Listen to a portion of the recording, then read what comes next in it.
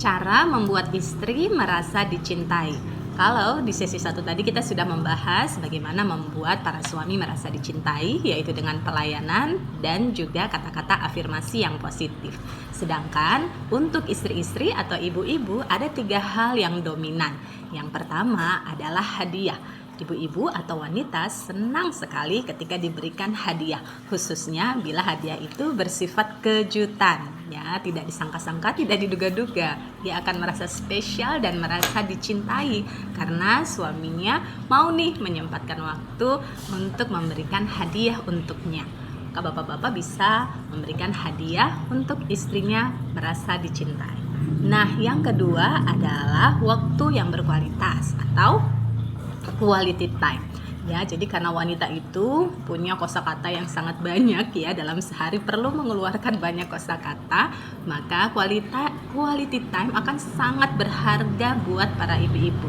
Maka bapak-bapak luangkanlah waktu yang berkualitas untuk mendengarkan istrinya.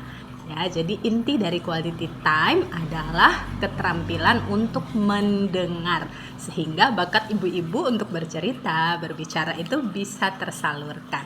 Banyak klien-klien yang merasa kesepian, merasa tidak dicintai, merasa insecure karena suaminya kurang meluangkan waktu untuk mendengarnya atau untuk ngobrol dengan istrinya.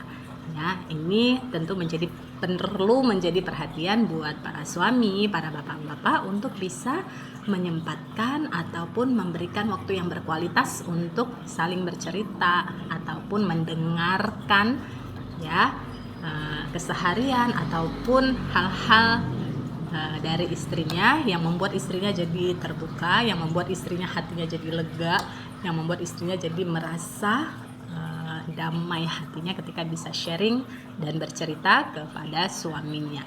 Nah, dalam proses quality time ini atau mendengar ini yang perlu adalah mendengar ya, sehingga kadang-kadang tidak terlalu dibutuhkan nasihat ataupun solusi gitu ya, karena bapak-bapak cenderung kalau ada masalah intinya ke solusi gitu, sedangkan para ibu-ibu lebih membutuhkan didengarkan saja gitu ya.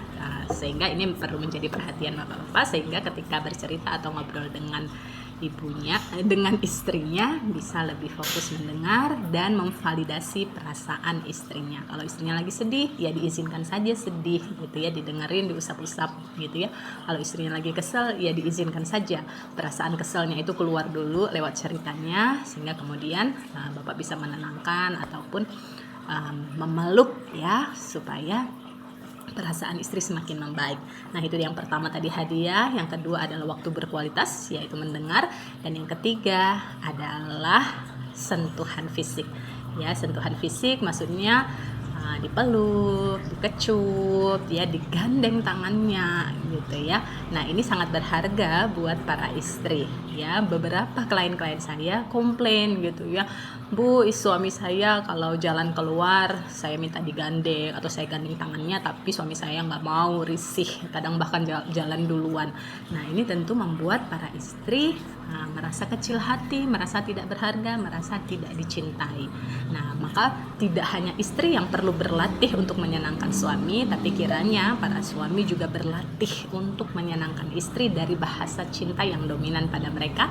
Salah satunya adalah dengan sentuhan fisik tadi, berupa pelukan ya, menggandeng tangannya atau mengusap ubun-ubunnya ataupun mengecup keningnya gitu ya, sehingga ini akan menumbuhkan cinta kasih sayang di antara pasangan suami istri yang kalau kita bisa praktekkan dalam keseharian kita, dalam interaksi kita dengan pasangan, insya Allah akan menumbuh kembangkan cinta kasih dan keberkahan dalam rumah tangga kita.